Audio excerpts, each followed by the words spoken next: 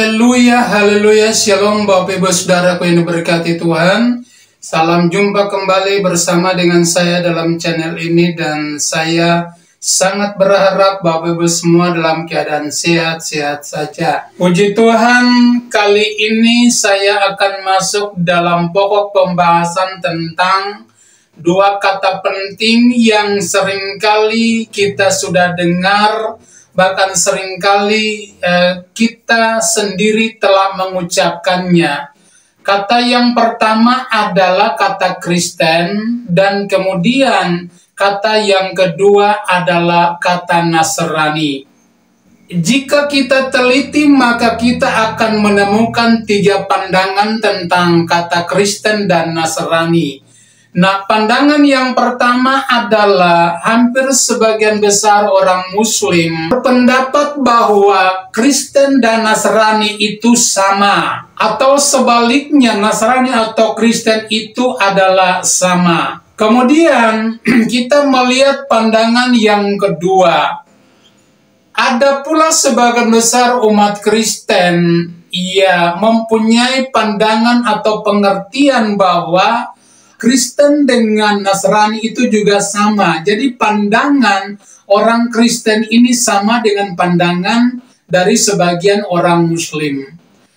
Namun saudara-saudara, kita lihat bagian yang ketiga dalam sudut pandang teologis Kristen, bahwa Kristen dan Nasrani itu sangat berbeda jauh, pengertiannya berbeda, esensinya tidak sama, yaitu pengertiannya berbeda jauh Bapak Ibu Saudara-saudara. Nah, oleh sebab itu pada kesempatan ini saya mengajak Bapak Ibu untuk kita membaca bersama-sama dalam kitab Kisah Para Rasul pasal yang ke-11 ayat yang ke-26. Dan sesudah itu kitab Kisah Para Rasul pasal yang ke-24 ayat yang ke-5. Demikian bunyi firman Tuhan. Mereka tinggal bersama-sama dengan jemaat itu 1 tahun lamanya sambil mengajar banyak orang.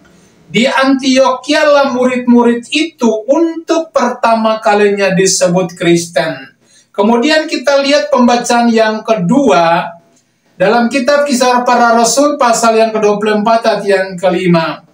Telah nyata kepada kami bahwa orang ini adalah penyakit sampar, seorang yang menimbulkan kekacauan di antara orang-orang Yahudi di seluruh dunia yang beradab, dan bahwa ia adalah seorang tokoh dari sekte orang Nasrani. Pertama yang harus kita ketahui adalah apa artinya Kristen dan juga apa artinya Nasrani. Nah, saya mau uraikan secara panjang lebar supaya kita mengerti.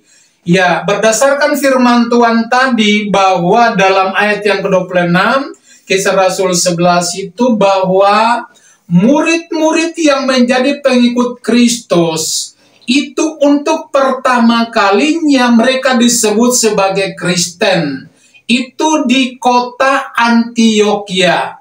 Jadi saya ingin katakan bahwa Kristen itu mula-mula bukan agama Bapak Ibu Saudara, tapi Kristen itu adalah benar-benar ya orang-orang Yahudi yang telah mengambil keputusan, mengambil komitmen mereka, meninggalkan adat istiadat mereka, meninggalkan tradisi mereka, dan kemudian mereka dengan 100% mengikuti ajaran daripada Tuhan Yesus Kristus itu sendiri. Jadi murid-murid ini adalah orang-orang yang pertama yang menjadi pengikut Kristus. Mereka inilah yang disebut sebagai orang Kristen. Artinya, saudara-saudara, orang-orang Yahudi atau murid-murid ini, ya, ketika mereka ambil keputusan untuk mengikuti Yesus, maka mereka meninggalkan tradisi, meninggalkan adat istiadat, kebiasaan-kebiasaan mereka, bahkan meninggalkan ketentuan-ketentuan daripada hukum Taurat itu. Jadi pada intinya orang-orang yang menjadi pengikut Kristus, terutama murid-murid pada saat itu, ya mereka telah meninggalkan keyahudian mereka, telah meninggalkan segala sesuatu. Makanya Yesus berkata dalam firman-Nya bahwa barang siapa yang mengikuti aku harus menyangkal dirinya, dan sesudah itu boleh mengikuti Yesus. Nah, ini yang dialami oleh murid-murid yang disebut sebagai orang Kristen di Antioquia ini, Bapak Ibu. Kemudian kita lihat kata yang kedua, yaitu kata Nasrani. Nasrani itu bukan Kristen. Berdasarkan Kisah Rasul 24 ayat yang kelima tadi. Tapi Nasrani itu adalah sebuah sekte di mana di dalamnya adalah orang-orang Yahudi yang percaya kepada Yesus, yang mengakui Injil itu adalah pribadi Yesus Kristus sendiri. Tapi pada hakikatnya mereka masih atau tidak meninggalkan tradisi mereka, tidak meninggalkan adat istiadat Yahudi, bahkan mereka tidak meninggalkan hukum Taurat yang menjadi atau yang telah diwariskan oleh nenek moyang mereka. Nah, oleh sebab itu saudara-saudara, kita melihat bahwa orang yang pertama yang memunculkan kata Nasrani dalam Alkitab adalah Tertulus. Tertulus ini adalah seorang pengacara yang sangat terkenal, bahkan seorang pengacara yang sangat dikagumi, bahkan disegani di kalangan orang-orang Israel. Itulah sebabnya dia bersama dengan beberapa orang Yahudi yang lain mengajukan tuduhan-tuduhan yang tidak benar, mengajukan tuduhan-tuduhan palsu, bahkan kesaksian-kesaksian palsu di hadapan persidangan pada saat berhadapan dengan wali negeri yaitu Felix. Nah, saudara-saudara, Tertulus menuduh Paulus bahwa Paulus ini adalah merupakan penyakit sampar. Kenapa demikian? Karena ya lewat pelayanan dan penginjilan kerasulan daripada Rasul Paulus mempertobatkan banyak orang, membawa banyak orang Yahudi untuk percaya dan menerima Yesus sebagai Tuhan dan Juru Selamat secara pribadi. Nah, inilah yang membangkitkan kecemburuan daripada Tertulus dengan orang-orang Yahudi yang tidak percaya bahwa Yesus itu adalah Tuhan, bahkan Yesus itu adalah pribadi Allah sendiri. Dan kemudian kita melihat tuduhan yang kedua, di mana dalam persidangan itu Tertulus menuduh bahwa Paulus adalah ya salah seorang pendiri tokoh Nasrani yang membuat kekacauan di kalangan bangsa Yahudi. Tapi saya mau katakan saudara-saudara bahwa tuduhan daripada Tertulus dengan kesaksian-kesaksian palsu yang diberikan oleh orang-orang Yahudi itu tidak mendasar, bahkan tidak benar. Karena yang membuat kekacauan itu bukan Paulus, tapi yang melakukan kekacauan itu adalah salah seorang dari negeri Mesir yang melakukan kekacauan atau membuat kekacauan, memberontak ya di kalangan orang-orang Yahudi, dan dia mengajak 4.000 orang lebih daripada orang-orang Yahudi untuk mereka melarikan diri ke padang gurun. Nah, untuk lebih jelasnya kita bisa baca di dalam Kitab Kisah Para Rasul pasal yang ke-21 ayat yang ke-37 dan 38. Demikian bunyi firman Tuhan. Ketika Paulus hendak dibawa masuk ke markas, ia berkata kepada kepala pasukan itu, "Bolehkah aku mengatakan sesuatu kepadamu?" Jawabnya, "Tahukah engkau bahasa Yunani? Jadi engkau bukan orang Mesir itu yang baru-baru ini menimbulkan pemberontakan dan melarikan 4.000 orang pengacau bersenjata ke padang gurun?" Jadi saudara-saudara, tuduhan daripada tertulus ini ya di hadapan wali negeri ini tidak benar. Karena yang melakukan kekacauan ini adalah seorang dari negeri Mesir. Ya, itu dia melakukan kekacauan itu, saudara-saudara. Dan di hadapan wali negeri dan di hadapan Raja Agripa juga, Rasul Paulus mengadakan pembelaan di hadapan Raja Agripa, dan benar-benar pembelaannya tidak ada yang kamuflase atau tidak ada yang salah. Jadi sesuai dengan fakta yang dialami. Nah, salah satu tuduhan berikutnya, saudara-saudara, adalah Paulus dituduh bahwa dia membawa serta memasukkan orang-orang yang tidak bersunat atau orang-orang Yunani ke dalam Bait Allah. Karena menurut kebiasaan yang ada di Yahudi pada saat itu, orang-orang yang tidak bersunat atau orang-orang yang bukan orang Yahudi tidak diperbolehkan untuk masuk ke dalam Bait Allah, apalagi mau berdoa atau mau beribadah di dalam Bait Allah. Nah, pada kesempatan ini saya akan menunjukkan tentang ciri-ciri daripada sekte Nasrani ini, supaya ya kita bisa mengerti bahwa Nasrani itu tidak sama dengan Kristen, dan Kristen itu tidak sama dengan Nasrani. Nah, saudara-saudara, Nasrani ini adalah orang-orang Yahudi asli yang percaya kepada Yesus, percaya bahwa Yesus adalah Tuhan. Mereka mengakui Injil itu adalah pribadi Yesus Kristus sendiri, tapi mereka tidak meninggalkan tradisi mereka, mereka tidak meninggalkan adat istiadat mereka, bahkan kebiasaan-kebiasaan mereka, bahkan mereka tidak meninggalkan hukum Taurat, saudara. Saudara-saudara, perlu kita ketahui bahwa hukum Taurat itu ya ada yang harus diteruskan, tapi ada juga yang harus ditinggalkan. Jadi hukum Taurat itu terbagi dalam 3 bahagian. Yang pertama adalah hukum seremonial. Hukum seremonial itu sudah tidak berlaku lagi, karena hukum seremonial itu cuma merupakan bayangan saja.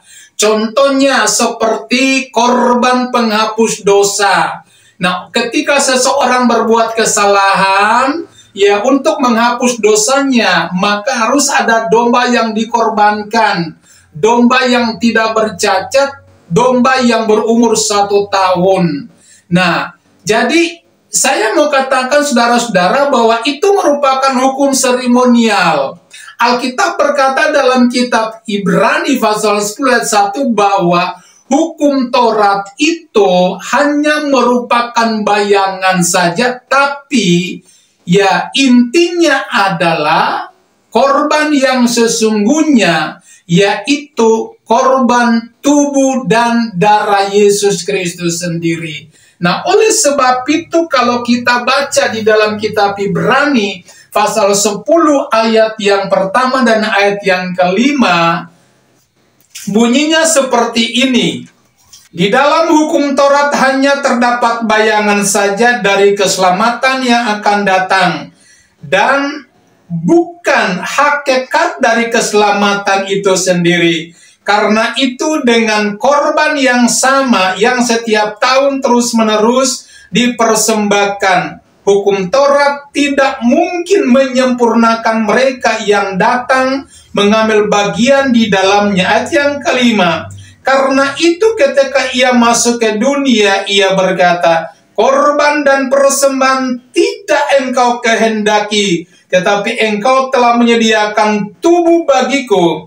Kepada korban bakaran dan korban penghapus dosa engkau tidak berkenan.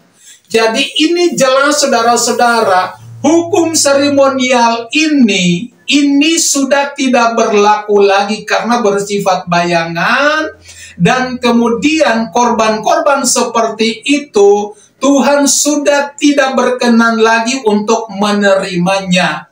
Karena Tuhan sudah menyediakan korban yang lebih tinggi nilainya, korban yang sempurna, korban yang mulia, korban yang tidak bercacat, yaitu korban tubuh, yaitu bicara tentang korban tubuh dan darah Tuhan Yesus Kristus. Nah, korban inilah yang dapat menyempurnakan kehidupan kita, sehingga kita boleh layak untuk menghampiri takhta kasih karunia daripada Allah Bapa sendiri.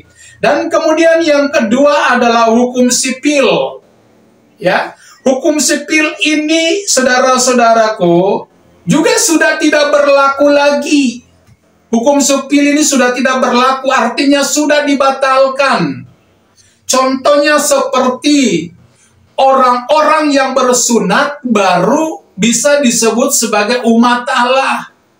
Atau orang-orang yang bersunat kulit katanya baru bisa disebut sebagai milik kesayangan daripada Tuhan. Dan hukum sunat ini masih dipegang oleh orang-orang Nasrani sampai dengan saat sekarang ini. Jadi kalau tidak bersunat, maka tidak diperkenankan untuk masuk di dalam bait sucinya Tuhan. Tidak boleh masuk, tidak diperkenankan untuk masuk ke dalamnya, karena masih belum bersunat.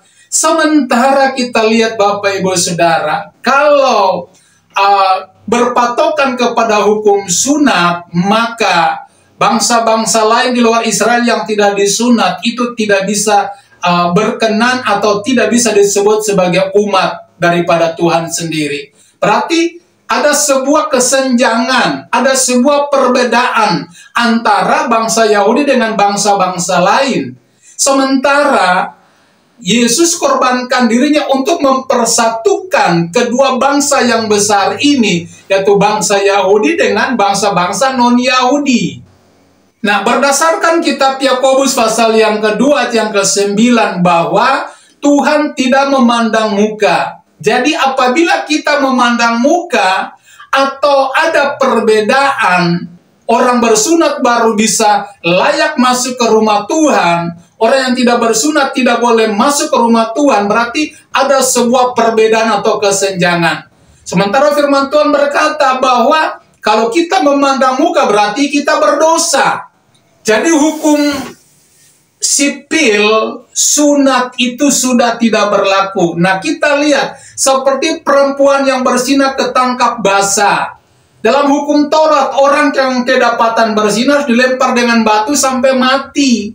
Tapi setelah datang kepada hukum kasih, Yesus adalah pelaku daripada hukum kasih itu sendiri, atau sumber kasih itu sendiri. Ya, ketika berjumpa dengan perempuan yang bersinah, Yesus tidak menghukum dia. Tapi lewat kasih itu, dia mengangkat perempuan ini daripada kejatuhannya. Itulah perbedaan antara hukum Taurat dengan hukum kasih. Kemudian yang ketiga adalah hukum moral. Nah, hukum moral ini masih berlaku sampai dengan saat sekarang ini. Karena punya kaitan dengan korban Kristus. Punya kaitan dengan pengorbanan tubuh dan darah anak domba, yaitu pribadi Tuhan Yesus Kristus sendiri. Yohanes pasal 1:29 berkata, lihatlah anak domba yang telah menghapus dosa isi dunia. Contohnya, dalam hukum Taurat berkata bahwa kasihilah Tuhan Allahmu dengan segenap hatimu, dengan segenap jiwamu, dengan segenap akal budimu, dengan segenap kekuatanmu. Nah, itu merupakan hukum moral yang masih berlaku sampai dengan saat sekarang ini.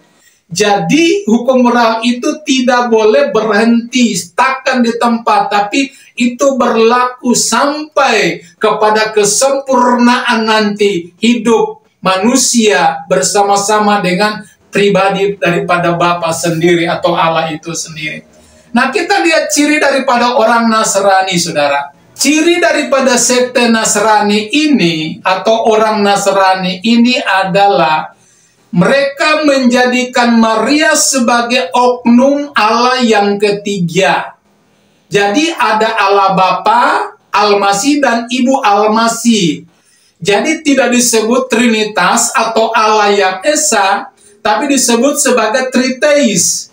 Triteis itu artinya bahwa Maria dijadikan sebagai, atau Ibu Isa Al-Masih itu dijadikan sebagai Tuhan yang ketiga.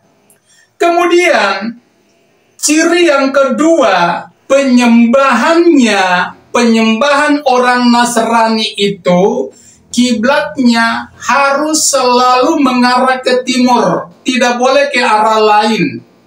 Ya, tidak boleh ke arah barat atau selatan atau utara, tapi harus menghadap atau kiblatnya harus ke arah timur, saudara-saudara. Jadi ada sebuah perbedaan. Orang Kristen, ya orang Kristen atau agama Kristen berdoa tidak harus menghadap ke arah timur atau kiblatnya ke timur. Ya, karena kalau kita perhatikan dunia ini punya Tuhan, Tuhan yang menciptakannya, Tuhan yang menjadikan dengan tangannya sendiri.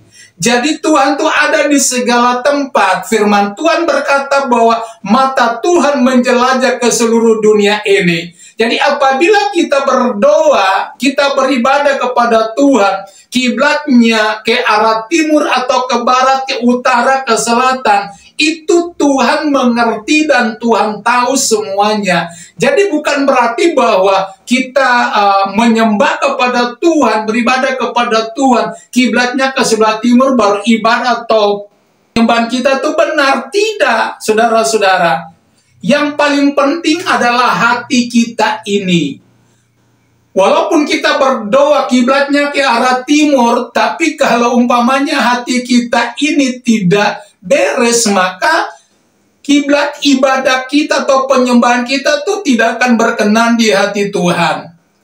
Jadi yang paling penting adalah masalah hati kita. Mau arahnya kemana, kiblatnya kemana, tapi kalau hati kita benar di hadapan Tuhan, dengan sungguh-sungguh kita datang menghampiri Tuhan, maka ya penyembahan kita, ibadah kita pasti menyenangkan hati Bapa di surga. Dan kemudian saudara-saudara, ciri dari sekte Nasrani yang berikut adalah mereka mengakui Injil. Mereka mengakui Injil sebagai firman. Tapi mereka mempercayai Yesus hanya sebatas nabi, tidak lebih daripada nabi. Nah ini saudara-saudara. Sementara kalau kita lihat orang Kristen, ya, bukan percaya Yesus hanya sebatas nabi, tapi percaya sebagai Tuhan atau sebagai Allah itu sendiri. Yesus ada dalam segala jabatan. Jadi jelas bahwa Kristen itu berbeda dengan Nasrani, atau Nasrani berbeda dengan Kristen. Dan kemudian ciri sekte Nasrani yang berikut adalah ketika mereka berpuasa itu harus genap 50 hari. Tidak boleh kurang dan tidak boleh tambah atau tidak boleh lebih dari 50 hari. Ya. Sementara saudara, kita lihat pelaku doa dan puasa pribadi daripada Musa yang mewakili bangsa Israel, dan kemudian pribadi Yesus ketika mereka sama-sama berpuasa 40 hari 40 malam. Ya, itu tidak lebih daripada 40 hari. Tapi orang sekte Nasrani ini, mereka berpuasa harus 50 hari. Kalau lebih dari 50 hari atau kurang dari 50 hari, maka puasanya itu tidak sah. Orang Kristen berpuasa, saudara, diajarkan berpuasa. Ada yang puasa Ester, ya, tapi tidak harus 50 hari. Puasa Ester 3 hari, tidak makan, tidak minum, ada. Termasuk saya juga berpuasa beberapa kali, puasa Ester 3 hari, tidak makan, tidak minum. Jadi berdasarkan uraian yang saya sudah sampaikan, ya, bahwa perbedaan antara orang Kristen bahkan dengan sekte Nasrani ini memang sangat jauh, saudara-saudara. Ya, artinya bahwa Kristen itu bukan Nasrani dan Nasrani itu bukan Kristen. Jadi lewat pemaparan yang saya sampaikan melalui penyampaian firman ini boleh membuka wawasan kita, boleh mencerahkan hati kita, menambah pengetahuan kita supaya kita tahu bahwa kita bukan orang Nasrani, tapi kita adalah orang-orang Kristen yang benar-benar mengikuti Yesus dan percaya Yesus, mengakui Yesus sebagai Tuhan, sebagai Allah, bahkan Raja, Imam besar, Gembala yang baik, dan seterusnya, saudara-saudara. Jangan mau disebut sebagai Nasrani ya, kita ini Kristen, benar-benar murni Kristen, jadi bukan Nasrani.